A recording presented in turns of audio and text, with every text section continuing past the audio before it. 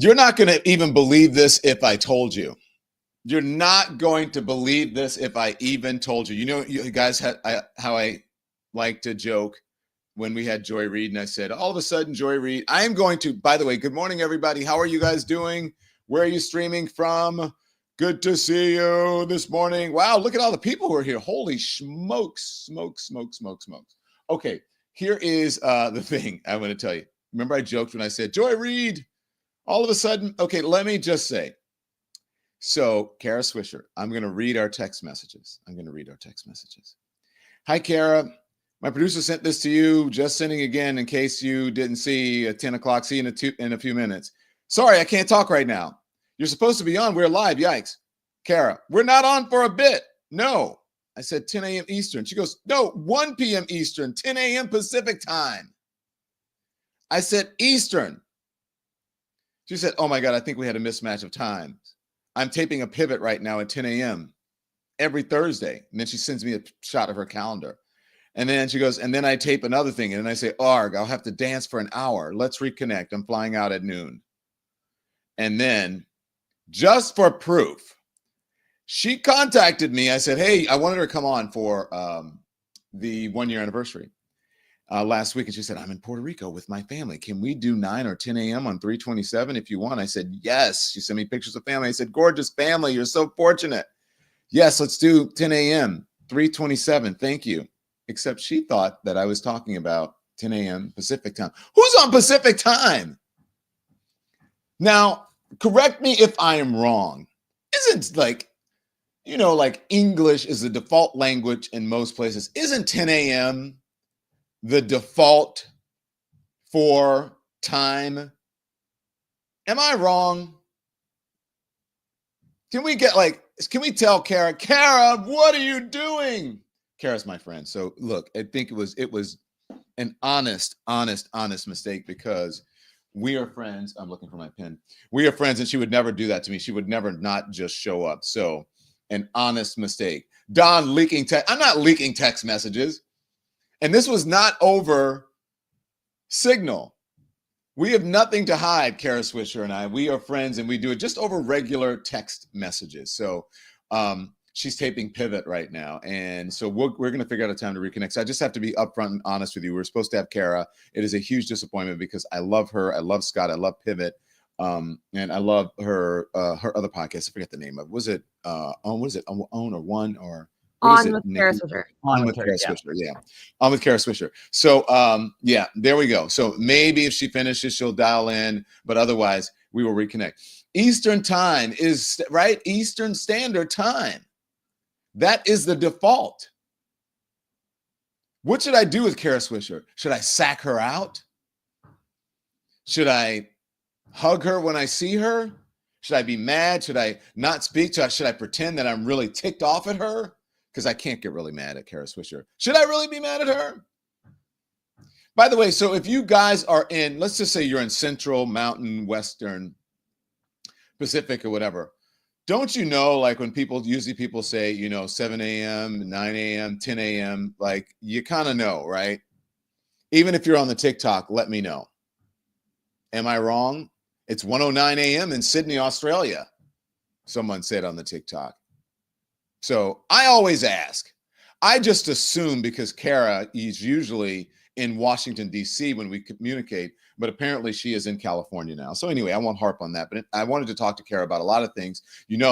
She has been very, very, very transparent about how she feels about what's happening with Doge. That she has been in the tech industry forever. She knows everything. And she has been discussing what is happening with Elon Musk, etc. And she has been discussing what's happening with Doge, and also very vocal about this scandal. And I wanted to get her perspective, and we will. Okay. No, she didn't say no. So she should have confirmed time zone if unsure. So I don't know. Should I be mad? Let me know. Okay, so let's talk about this. The whole thing is, I don't know if you guys have seen it. By the way, good morning. I hope you have a little coffee, a little tea, or whatever. Let me know. This is from by the way, Theodore's Books down in New Orleans. I'm headed to New Orleans right after I do this to the book festival there. So if you're in New Orleans, come check me out. I'm going to be interviewing an amazing author who wrote a book about believing in yourself. about faith, about how to change your mind, your life, and your mindset. And so that's going to happen. Also, Dean Baquet, the former editor-in-chief of New York Times, is going to be interviewing me about my book. Also going to be there, the guy who broke this story about Signalgate, about this whole text messaging scandal. Jeffrey Goldberg is going to be there, and I'm going to try to track him down. I am going to track him down, and we're going to grab him so he won't be able to hide from us. And so we'll be able to talk to him. I should see Jeffrey Goldberg, I believe, tomorrow, or is it today? I'm not sure. Maybe it's today. I think it's today, his session. So we're going to try to get it up with Jeffrey Goldberg. By the way, Mon Dukes support. Thank you for gifting 5 memberships. Because of Mon Dukes' generosity, 5 people get to become members of the Don Lemon Show. So if you're tuning in this morning, if you're streaming with us, make sure you like and subscribe. Hit that thumbs up, hit that like button, because it affects the algorithm. More people get to become aware of our conversation in our channel, and they too have the opportunity to become Lemonheads and part of the Lemon Nation. So welcome to all of our new members. Thank you for supporting us. Let's get on with it. So I don't know if you've been watching. I have been doing this this sort of unscientific experiment where I've been watching the 2 news channels that I usually will watch MSNBC because I like that they don't, bring on conspiracy theorists and whatever, but they do bring on Republicans and like level-headed Republicans, and they hear from them, but they don't tend to bring on the crazy MAGA people who are going to talk, just going to make excuses and lie about an insurrection, et cetera, et cetera, et cetera. So MSNBC, and then I tuned into Fox News to watch their coverage, to see what the Republicans, what the MAGA folks are getting from this news coverage on Fox News, if they're getting it. And just, this was Fox News is sort of an example of what is happening in conservative media in general. So I've been watching as much as I can watch, okay? And just to get sort of an idea of what is happening. Okay. So there is interest in this story, but the question is whether people are hearing the truth about this story, and to what extent are they hearing it, because some people are just ignoring it altogether, and others are, it is the lead story. Now, this is the folks over at CNN, Harry Inton. I like his polling, funny guy. And this is the interest. So tell me how much, I want to hear in the chat, how interested are you in this story? And let's gauge the public's interest so we could see how it sort of fits with how the news is covering it and how much the news is covering it. If they're over-indexing, if there's not enough, if they're right on. Here it is.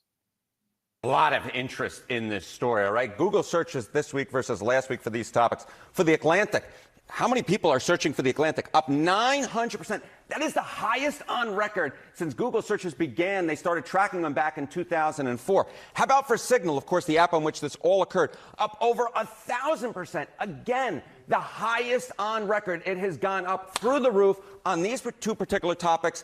Whether or not people ultimately end up caring and it changes their minds about the administration, that's one thing. But the interest at this particular point is absolutely there. People are interested in this story. Right. Beyond the interest, their take on it, you don't read that in a Google search, but there is interest, absolutely. Absolutely.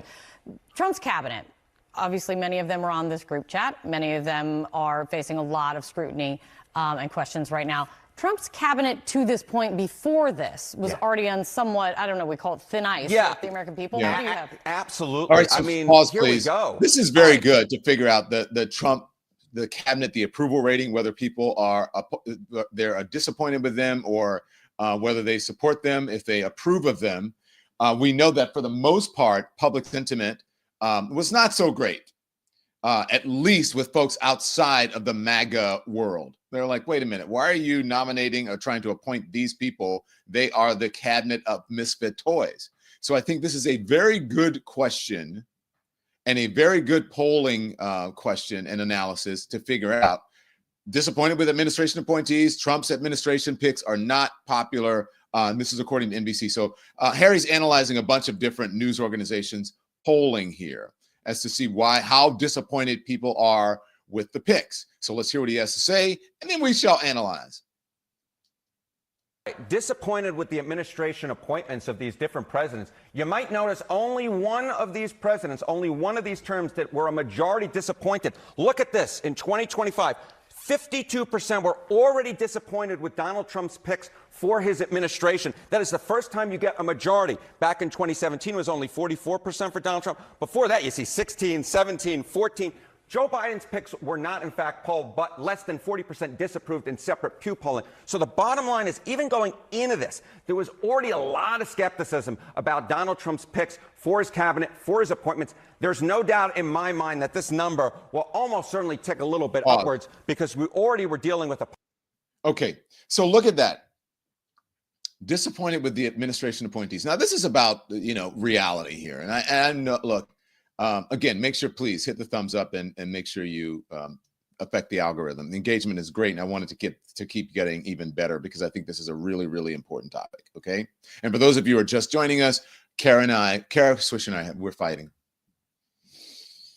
Kara and I are in a fight. If you're just now tuning in, we're fighting. And yeah, I'm really pissed at her. I'm kidding.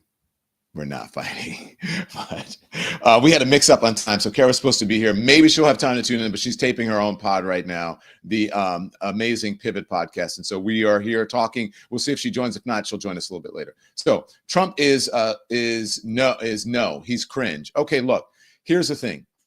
Look at this. This is a reality. And I know people hate to see this. Everybody hates Donald Trump. Everybody, the media always writes really negative things about him. So you heard Caroline Levitt, and I'm not sure why Caroline Levitt thought that was some sort of point to be proud of or to bring up, saying, hey, most of the stories that are written about Donald Trump and most of the lawsuits or judgments have been against him, 67% or something like that, or some crazy number. Maybe it's because your president is lawless. Maybe it's because the president, Donald Trump, and the citizen, Donald Trump, he does things that are against the norms, that are objectively bad, that are obviously illegal, because that is what he has been charged with. And the only reason he got out of it is because he became president of the United States, and you cannot charge or have at least federally, a president in jail. So as someone in the chat says, felon.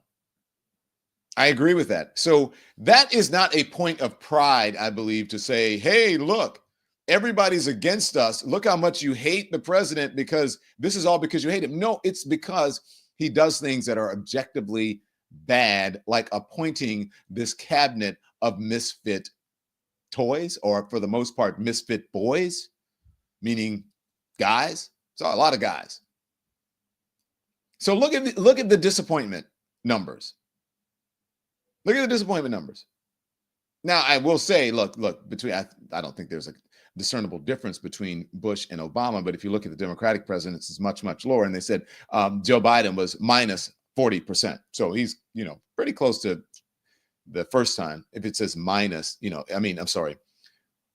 40%, I should say, not minus 40%, below 40% for disappointment in his cabinet picks. But if you look at the folks he picked, they were pretty just sort of the mundane, normal, level-headed Democrat, like, Pete Buttigieg is pretty straightforward, straight up guy, right? Pretty sort of buttoned up guy, I should say. Okay, 52% though is a huge jump. Even if you look at 44% between 2016 and now 2024, look at that. He is double digits ahead of everyone, and triple by some. Keep going. Public that was quite skeptical. This story can only make things worse, Kate. What about Pete Hegseth, the defense secretary, specifically? Yeah, obviously he's very much in the middle of this story, and I was interested. Despite what the member of Congress just tried to tell John. Despite what some Trump defenders try to say, if you were to speak to Spider Marks, for example, he would absolutely say that Pete Hegseth was right in the middle. And again, what you see here was the most unpopular defense secretary going all the way back. You have to go all the way back to Donald Rumsfeld, who, of course, was basically kind of forced out a little bit back in 2006. The unfavorable rating for Pete Hegseth, 42%, compared to this favorable rating that was only 30%. Many more Americans disliked Pete Hegseth coming into the scandal than liked him. Again, skeptical. I would venture a guess, as Harry said earlier, that this is going to get worse for Donald Trump and the disappointment numbers and cabinet picks. I think it's going to get worse for Pete Hegseth as this unfolds, especially as he's out here pretending nothing to see here, move along. And he's not the only one. That is the edict that they got. This is the direction. Go in this direction. Nothing to see here, move along. The mission was successful. There were no classified documents, and I'm going to show you the proof of that. No classified information that was revealed there. Okay? No classified information. That's what they're going to say. Okay, so I think that this is the most unfavorable in history. Remember, again, Don Rumsfeld, which was true, had to resign. We all remember weapons of mass destruction and blah, blah, blah. So Pete Hegseth, even more unfavorable than that. And it is no secret, Pete Hegseth is not qualified to be in this position. He has a very, very, very scandalous reputation and just is not qualified. And they're trying to pretend. The MAGA definition of diversity, equity, and inclusion, Pete Hegseth would be at the top of the list. Let's keep going. Going to probably become more skeptical. And seeing how, again, seeing where they begin and how it evolves as we continue to cover it. That's why we'll track it. We appreciate you here. Great. Thank you so much, Harry. All right. So that's Harry Hinton. And there's Kate. There's my friend, Kate Baldwin. Okay. So look, guys. Gosh. I'm reading a note from someone in the. Okay, so someone says, breaking, the AP is just reported. This is Kathy Sandro. The AP is just reporting. Remember, you guys, thank you. You are my reporters. When I'm on the air, I don't know what's going on. So when I'm here streaming, you guys are my eyes and ears. Reported Felon 47 and Prez Musk, okay, got it, are firing 10,000 employees from HHS, Health and Human Services, who oversee food safety and works in partnership with agencies like SSA, Social Security Administration, Medicare, and healthcare. Look, let me just say, it is sad, but it's not surprising. Thank you, Kathy. And I like you guys being my reporters, my correspondents out there. You are my, I shouldn't say co-hosts. Yeah, you're my co-host, and you are also my reporters and my eyes and ears out in the world. And I rely on you, and I thank you for that. I am, look, this is all very sad and disappointing, but it's not surprising. And I think we're going to have to get used to more. There's going to be more of this. There's going to be a fire hose of it. And I don't think, thank you very much, Baby, Pitt, and me for your support. Love you, Don, loving the show. Thank you so much for your generous support of independent media. What I will say is that there's going to be a lot more of this. And so I don't like to burden you with every single development, because what can you control? The only thing that you can control is how you react to it and how you choose to fight against it, whether that's in protest or whether it's to sit it out and say, this too shall pass. I am of the fight, fight, fight mode. Okay? I am of the fight, fight, fight mode. And so I believe that one can still fight. And I think that public sentiment in this, and they know it, is going to start changing and turning in a bad direction, because just Watergate started off, not such a big deal. This is nothing to see here, move along. That's what the administration is saying. You heard Donald Trump yesterday saying, if we have room, can we get the soundbite of him saying, remember in the Oval Office, it was the last soundbite that I played before I so disgustedly signed off of the air, signed off of the stream yesterday. The soundbite I see in there for Pete Hegseth is not the one that I want. I want the one on the tarmac of him in the baseball cap, not the original one where he got off the plane. This one is him on the tarmac yesterday in the baseball cap, surrounded by security and Secret Service. So you can yank that other one out of there. Okay, so the knives are already starting to come out. And I'm going to show you. I showed you a little bit of this yesterday, but just so you know, when they start turning on each other. And Marco Rubio is the first to do it in a press conference yesterday, turning on them and saying, hey, look, it ain't me. Here we go.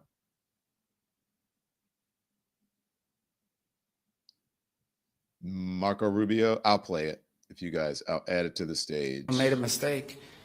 Someone made a big mistake, and obviously, someone made a mistake. Someone made a big mistake and added a journalist. Nothing against journalists, but you ain't supposed to be on that thing. So they got on there and this happened. I been, so I can speak to myself or my presence on it. I think my role on it was just speaking for my role. I contributed to it twice. I identified my point of contact, which is my chief of staff, and then later on, I think 3 hours after the White House's official announcements had been made, I congratulated the members of the team. I've been assured by the Pentagon and everyone involved that none of the information that was on there, though not intended to be divulged, obviously that was a mistake and that shouldn't have happened, and the White House is looking at it, but that none of the information on there at any point threatened the operation or the lives of our servicemen. And in fact, it was a very successful operation, and it's an ongoing operation. So that's a CYA. And do you guys get the feeling? Someone said to me yesterday, I don't think Marco Rubio is going to last a year. I think Marco Rubio likes the position. He likes the power. But I think Marco Rubio was a never Trumper, obviously ran against Donald Trump. And I think he is going to have his fill of the madness and the craziness and the lies and the cover-ups. And he does not want to be involved in this scandal. Now, he is reportedly... the MAR was Marco Rubio on that text chain. And so I don't believe Marco Rubio, I know he doesn't want to be involved in the scandal, and that's why he's saying, as far as me, my participation in that was, okay, nice job by the folks who did what? Who carried this out. But yet and still you're in there, Marco Rubio. You are a government official. You could have said at any point, why are we on an encrypted, unsecure messaging system instead of doing this in the most secure way when we are talking about whether it is war tactics or attack tactics or whatever it is? War strategy, attack strategy, whatever, however you want to qualify it. Why aren't we on something that is more secure than Signal? Even if it was approved by some, there are things that one would, I think, realize. If you are talking about what we're doing, a strategy and something that is going to happen where bombs are going to drop literally, that you would not be doing it over text messages and touting like, hey, this is great. Look, the bombs are dropping now. So they're trying to pretend now. Marco Rubio is covering his ass. I don't think he's going to last very long. I really don't. Tell me what you think. Someone said, Don, call them all traitors. I don't know if they're traitors, but it is. I think it's definitely ignorant, unprofessional, and unconstitutional, undemocratic for them to be conducting themselves in this manner and not just saying, hey, we messed up and whatever repercussions we should face, we should do it. We should know better than this. Because they're saying it was a mistake, but they're saying this should be a mistake without consequences. They're saying that this is a mistake and then downplaying the actual severity of this mistake. Traitors to the Constitution. You're right in the chat. Okay? Kara Swisher is texting me. I am so sorry. Should we guilt her? Should you guys, you should, text her or whatever. If you're on her thing, you should say, oh my God, Kara, Don was so sad. He was crying and so crushed and disappointed this morning. How can we do a little, it's almost April Fool's. We need to do an April Fool's on Kara. Do something, right? Okay, so let me show you nothing to see here, move along. This is not a big deal. I don't really care. Alina Habba on Fox News discussing, remember, Alina Habba, attorney for the president of the United States. This is what Alina Habba, this is what she's saying. Watch. And that is really the sum of it. You want to talk to me about Doge. You want to talk to me about what's happening with this Signal nonsense, where they're communicating high-level people. Maybe a mistake was made, but at the same time, I'll tell you one thing, there was high-side communications that were proper, that were done correctly, and nobody here got hurt, A. B, they were allowed to do it because there was no classified information. But you know what this is, Sean? It's the same thing we've been talking about for 4 years. It's a hoax. It's a distraction. It's the same thing they did when they said Biden had no cognitive decline, absolute garbage. And they're going to continue to do it in this administration. Why? Because we're winning. Because we're winning and we're successful, and we're going to keep hitting hard for the American people. Oh my gosh. They get outraged by, someone said there is a man in jail for 14 years. There are people who have been prosecuted. You're right about that. And think about the outrage they had for a transgender member of the military and what they're doing with it. Think about all the outrage and all the times that they said this person covered this up in previous administrations. And now this is not a big deal. Seriously, tell me what you guys think in the chat. Someone says, I want to know the classification of the source where Pete got his information. He put in that chat, says Krista. That's a very good question. How much did she get paid to lie? What did they promise her, says Lady Nikki. What I want to know is what you guys think the repercussions should be of all of this. What should be the discipline? What kind of disciplinary action, if any, do you think that they should face? Let me know in the chat. What do you think they should face? Now, the person who I told you how I felt. I think Mike Waltz should be nixed, and I think he is going to go. I think he's going to be the fall guy. Someone has to take the blame for this. Now, Donald Trump doesn't like to admit that he is wrong. Remember, he stood by Matt Gaetz for a long, long time until that scandalous report came out from the Congress. Until that scandalous report came out from the Congress. And so there it is. You saw Alina Habba over on Fox News. Also now, here's Fox News in their coverage of Pete Hegseth and what he said on the tarmac. Watch. Nobody's texting war plans.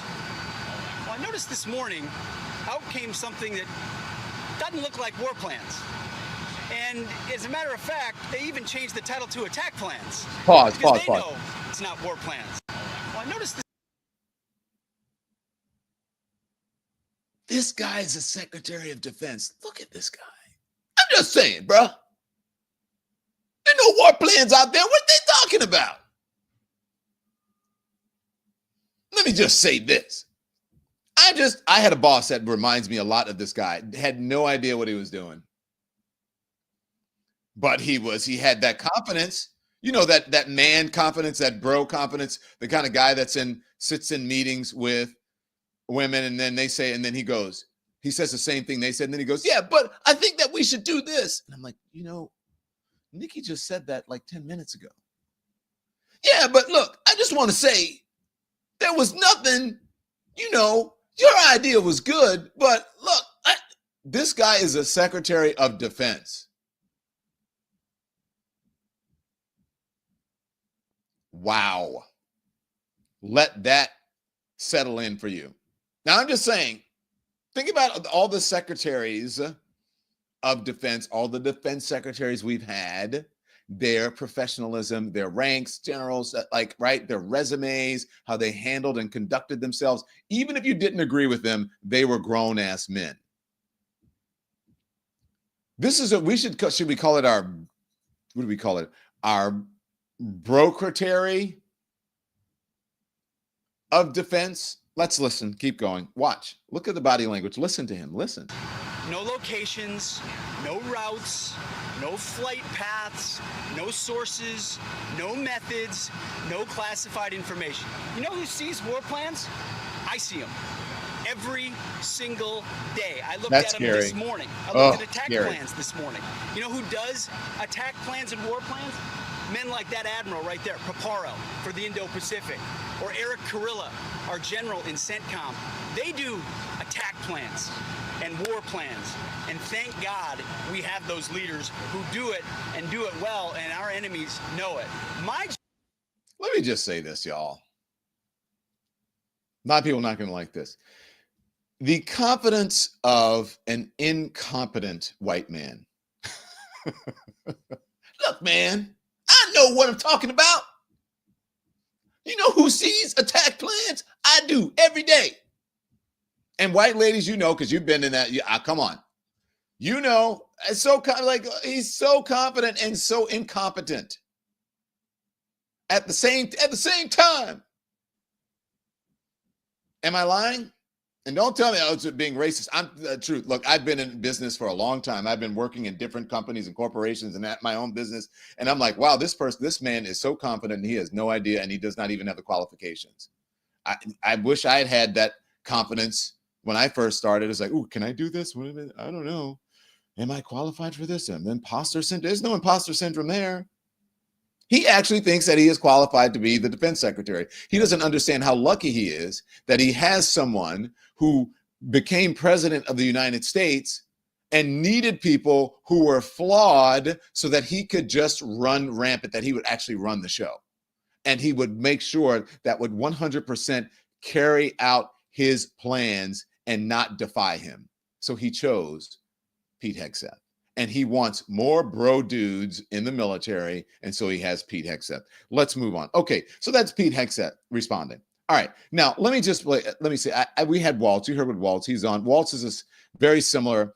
I just want you to hear, let's play the Waltz when he talks about Goldberg. I just want you to hear how he sounds as well, right? Now think about all of the people who've been in these positions and how professional they are. And then you have Holman, who can't talk, Bailey's marbles in his mouth, and this guy who's like, I wouldn't do that, whatever. Listen to Waltz. This is talking about Goldberg and how he got into the chat. I built the group my job is to make sure everything's coordinated. But how did the execute number? I mean, I don't mean to be pedantic here, but how did the number? Have you ever had somebody's contact that shows their name and then you have somebody else's number there? I never make those mistakes. Right? You got somebody else's number on someone else's contact. So of course I didn't see this loser in the group. It looked like someone else. Now whether he did it deliberately or it happened in some other technical means. This is like the guy that you run into on the street or in the supermarket or whatever, and who's just like, get off my lawn, or who jumps in front of you, or who cuts you off of the thing, and then they just start yelling at you, and as they're driving away, you loser! How did you get in here? Why are you here? Why are you in my town? That's just what this guy sounds like. I'm just being honest. I mean, doesn't he sound like that guy? He's a loser. Why does he have to call the guy a loser? And remember, this is the National Security Advisor, and he is speaking like this about someone. Have you ever heard of that? And the more you hear from him, the more you realize how unqualified he is, because if he doesn't know as a National Security Advisor how someone got into the chat that he put into, then we are in deep, deep, deep doo-doo. Okay. Now, this is I told you I've been doing my own little experiment to show you how people are responding to this, right? Caroline Levitt. First, I'm going to show you.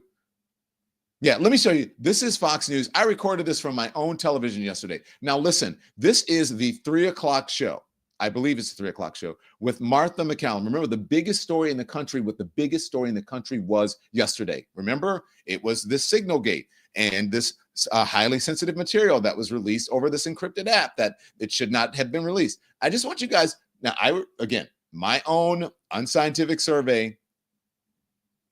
Now watch, remember, this is the beginning of the show. Breaking news. This is what's happening. Okay, here it is. Thank you, guys. Good afternoon, everybody. I'm Martha McCallum, and we have a big story, exclusive interview for you just moments away. Treasury Secretary Scott Bessent will join me live as President Trump is about to make a major announcement on new tariffs with regard to cars and automobiles. And Senator Chuck Schumer claims that your Social Security is in grave danger. In moments, we're going to take you live to watch Homeland Security Chief Kristi Noem tour the now infamous El Salvador prison, where President Trump sent over 200 suspected TDA gang members. That firestorm rages on with now a new case against Trump involving the same judge who tried to block these flights. But first, the president marking Women's History Month right now at the White House. We all remember the signing of his executive order to block men from women's sports, and this that followed from the Maine governor, who still refuses to comply. Are you not going to comply with it? I'm complying with state and federal laws. See you in court. Every state, good, I'll see you in court. I look forward to that. Remember that? All right, so Maine's House censured a Republican lawmaker who posted these photos side by side from the high school pole vaulting. On the left, the student finishing 5th in a state competition on the boys' team 2 years ago. The circled on the right, winning first place in the competition on the girls' team this year. And watch these two little girls in Nevada asking lawmakers to please pass a bill to keep boys out of girls' sports. There you go. You get the point. And you can just let it play for a little bit, but no sound if you can do that. So I can just show you guys. And so this is what's happening. So that this is the lead story. Not one mention of the biggest story and most important story in this country in the opening to their show. And I don't even believe that there was a in the A block. Maybe they teased to Scott Bessent for their B block. And then they asked Scott Bessent about it, and he said, I can't. So look, breaking news. And look at this there you go. Their lead story. I'm just saying, as I had been telling you guys, this is what happens in the right-wing media ecosystem. They control it. Their lead story: Donald Trump marks Women's History Month. That's enough. You guys know what I'm talking about. Marks Women's History Month. And just real quick, I'm going to show you this. So I'm going to say, you guys may feel a certain kind of way about it, but a lot of people in MAGA will never hear about this scandal or won't understand the severity of it because they either just won't cover it or they will do this, what he's doing. They will frame it in a way that is positive for the folks who are sitting in front of the television every day who they enrage. Here's Will Cain. Watch. But the bigger takeaway for me is it's an insight, a transparent insight into the thought process and dialogue of our national leaders. If you look at the actual content of what was reported, if you look at how they discuss potential strikes on Houthis in Yemen, what you will see is dialogue between Vice President J.D. Vance, Secretary of Defense Pete Hegseth, National Security Advisor Mike Waltz, Stephen Miller, Tulsi Gabbard, and many more in a very collaborative, open, honest, team-based attempt to come to the right decision after years of secrecy and incompetence. If you read the content of these messages, I think you'll come away proud that these are the leaders making these decisions in America. Do you guys get my point? Point taken? Now, you may not agree with it, but you got to say, damn, that is some bullshit. They don't care. They do not care. And it goes from them to the White House, them to the radio, to the blogosphere, to the White House, back to the prime time on the Fox News and the other thing. And it's just a circle. And that's what folks are receiving. And then Donald Trump is giving them their marching orders, and they are taking those marching orders and they are going with it, because this is what Donald Trump had to say yesterday when asked about this scandal. And this is what I'm talking about, this vicious Republican MAGA political media ecosystem. Here's Donald Trump with the last word, and that's what they're going to go with. Here it is. Secretary Hegseth consider his position over the signal? Hegseth is doing a great job. He had nothing to do with this. Hegseth. How do you bring Hegseth into it? He had nothing to do. Look, it's all a witch hunt. Here we are talking about some of the greatest business deals ever made. The greatest companies in the world are moving into the United States, and you want to ask about whether or not Signal works. I don't know that Signal works. I think Signal could be defective, to be honest with you. And I think that's what we have to, because you use Signal, and we use Signal, and everybody uses Signal, but it could be a defective platform, and we're going to have to find that out. There you go. Nothing to see here. Move along. That's what they're saying. Nothing to see here. That's why I'm just going to tell you the truth, because that's why it's really important for you to support independent media. And I thank you guys for doing that. So please make sure you hit the like, make sure you hit the thumbs up, and make sure you become a member. Our memberships are very reasonable. And I want to thank everyone. There are people who gifted memberships this morning, and I want to thank all of our new members. Again, if you hit the thumbs up, it affects the algorithm. More people become aware of our conversation. And so I am so happy that you guys are here. And I don't want you to be mad at me, but I'm going to pull a Kara Swisher and I'm going to cut out, because I got to get on a plane. I'm going down to New Orleans, and I'm going to join you from there today. This evening, I'm going to join you from New Orleans, and then I'm going to talk to some of the folks there. I'm going to a book fair. I'm going to get some news for you, and that's all I have to say. So, look, I'm sorry to cut out a little bit early today, but I hope you guys understand. So thank you all, Lemon Nation, Lemonheads, again. Thank you for your support, and I'm going to see you at 5 o'clock Eastern right here on the Don Lemon Show on the Don Lemon channel, okay? So, as I say every single time when I log off, turn the TV off. Thanks everyone for watching. Your support means the world to us. So make sure you hit the like button and you subscribe to our channel to make sure that you never ever miss a video. We're live every day, 10 a.m. Eastern time. We drop even more content at 2 p.m. Eastern and 5 p.m. Eastern. And if you want more Don Lemon Show content, we'd love for you to become a member of the Lemon community, where you will receive access to special community posts. You'll get exclusive content and members-only live shows. So head over to our channel page or click the join button on this video.